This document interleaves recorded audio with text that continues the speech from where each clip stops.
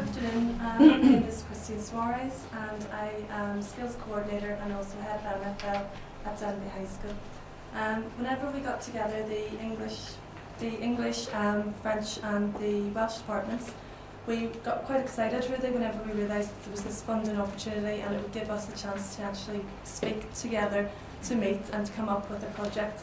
So by the time we'd even sat down together, we were really enthusiastic about this. And that enthusiasm has continued throughout the project, so hopefully this will give you a little indication as to what we did. So how did the project actually fit in with the wider literacy agenda? For us, we wanted to look at, as maybe not exciting as it is, the skill improvement plan. So we looked at the skill improvement plan that was saying that one of the school's aims was to develop skills to ensure that learners have communication, numeracy and ICT skills to access the curriculum. Our focus from that was the fact that it was skills, and we took from that communication as well, obviously remembering that communication wasn't just in the written form but also in the spoken form. Also on the skill improvement plan, the aim to raise standards, which of course is how we're I suppose assessed as a school. And we wanted to try and improve end of Key Stage 3 levels, but we also wanted to increase the number of pupils achieving essential skills wheels qualifications. We'd previously, in 2010-2011, we did Cily funding that was cross-curricular, developing literacy skills. And from that, there were a number of action points that we developed together, and one of those was on the text types. So we wanted to bring that into play as well. So what did we do exactly? We decided to focus on Year 9 because we thought that Year 7 get a lot of intervention at various points, and Year 9 is a key area for the transition from Key Stage 3 into Key Stage 4. Again, focusing on the skill, we decided to choose the skill of delivering a talk, giving a presentation, whatever way you would like to phrase that. Because what we were finding at GCSE was that quite often that controlled assessment task was a real challenge to our pupils, and it would also then tie in with the essential skills wheels criteria.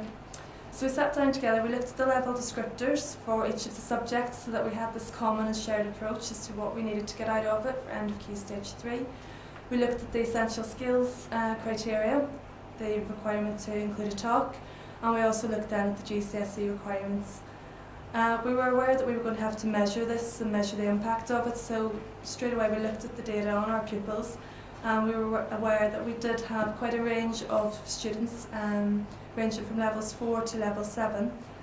Initially, when they were in Year 9, they weren't set, but then within about the first half term, there was a change throughout the school, so they did go into sets, which actually did help us with the project. So we said, okay, we're going to do a presentation, they're going to give a talk. How can we actually go about supporting our pupils? So we decided to develop language maths that would be common in terms of layout and in terms of structure, so that pupils were going into, whether it was French, English or Welsh, and they were seeing the same kind of resources being used, and that there was no confusion. It was really to ensure consistency as well, I suppose, amongst ourselves, that it wasn't a matter of what Mrs. Suarez says, Mrs. Jones has said otherwise, that we were actually singing from the same hymn sheet as such. Each of the language maths was going to build up from level 4, level 5, level 6 and 7, and that would allow the pupils then to be able to try and self-assess as they went along and try and reach their target levels at the same point. The focus really was on the structure of the work, because what we found is that a lot of our pupils, whilst the content sometimes is there, the structure always took away from it. And you could sit and read a piece of French or Welsh or English, and whilst yes there are good elements within it, there was something that was missing. There was a lack of a coherent structure and organisation that always detracted from the overall performance, I suppose, of the work. So we really wanted to make sure that we did build their confidence in how they actually structure a talk, and they move from one section into another, linking it appropriately and so on. The focus also being in progress, as I said, with the fact that we were building in the colour coding, because as we'll see in a little moment, we colour coded each of the maths, and that was then going to let them realise, okay, I'm on the green math, that means on this level, and we're going on to the blue math and so on. So it was really trying to motivate them as well. These are just some of the examples of the maths. You can see that, you know, we came up with this talk your way to success at the beginning. Up at the top of each math there would be guidance, I suppose, that was always in English, no matter what the subject was, but to let them know exactly what is it that I'm trying to do here at this point in my talk. And then it went through various stages. I think there were about 3 different sections within each language math, so the introduction and so on. We had logos that were designed by our head of Welsh. It was her daughter who actually designed them, just to try and give that little bit of difference. And they were colour-coded so that they could work their way up through the levels. We chose the colours to build in with our progress reviews as well, because it's something that they're used to seeing. They get on their progress review, they'll have a green if they're pretty much on track to get their target level, and a blue if they're likely to exceed it, and so on. So we built that in as well, although we did decide we would avoid the red because we thought that was just too demotivating, so we didn't do that lower down. Sometimes I looked at it during the project and I thought, is this just a structure? Is this something that has been done before? Really, I think it's a bit more than a structure, and pupils seem to respond better than what they normally do if you give them a writing frame and so on. We supported them with the pronunciation via Moodle. It was obviously taught during lessons as well, because there's some language in there that they've never met before, because they don't need to in Key Stage 3, even just, you know, I'm here today to talk to you about. They weren't aware as to how to actually say that. So that was taught in lessons, but it was supported then through a PowerPoint with sound on it, which was put onto Moodle so they could access it at home. We also wanted to make sure that the focus stayed on the delivery of the talk, the actual skills, so we came up with devotion. And this poster that was then displayed and on all of their work that we gave out to them, where each letter was standing for words. So we had develop, because we did want talks to be developed. We didn't want them to be too succinct. We wanted them to engage their audience, because we found that perhaps previously, I'm very aware of myself now, how I'm doing this, but you know, how do they actually interact with the audience? Variety as well. A number of people have said this morning about that, about getting the same old things being said time and time again, say super and so on.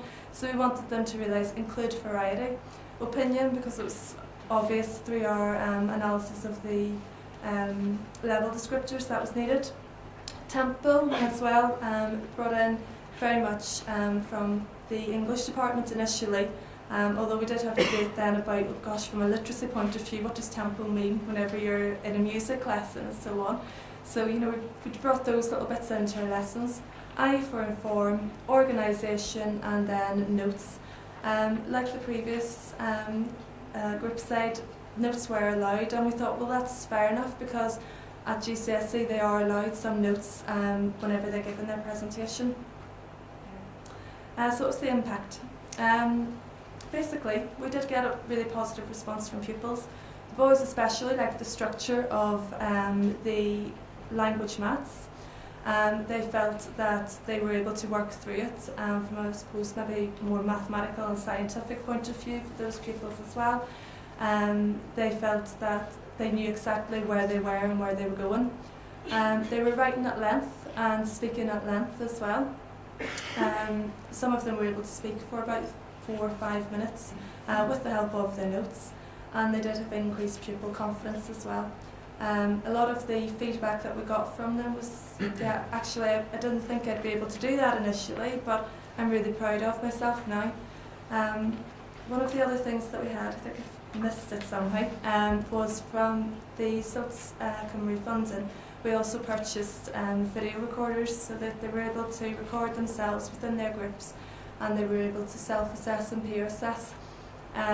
They did enjoy that, and once they got over the initial, gosh, I'm being filmed kind of attitude, they found it quite useful to look back and to say, yeah, you know, I did stand up there and I did engage the audience, or there's a bit of variety and so on. So they were able to assess themselves, not just in terms of content, but in terms of the actual skill and delivering the talk against the devotion criteria.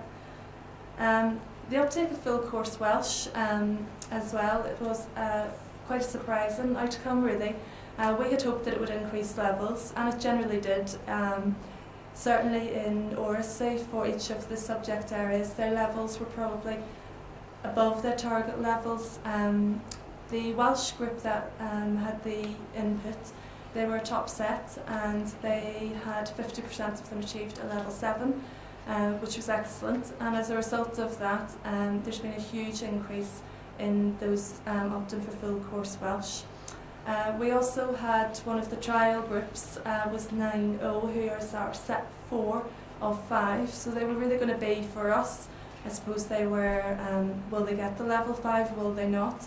And over 70% of them achieved the level 5, which wasn't on course to happen based on their previous progress reviews. So I think that the project really allowed them to meet that key target for them, but also for us as well. Now with regards to sharing, developing and embedding this, it's been shared with all department members. We have decided that will be rolled out across the whole year group because we trialled it with various classes last year. The project's also going to be kind of replicated, obviously with a different content, but the same ideas in year 7 and year 8. Keeping the focus on a skill, and the language maths will be used for structure and linked to the levels and self and peer assessing. And our aim and our hope is that if we are building that in from year 7 upwards, that actually they'll become really quite confident with how they can deliver a talk, or they can do any other kind of ORC assessment. We also started very recently, and it is only a recent development, with what's on here? Yeah.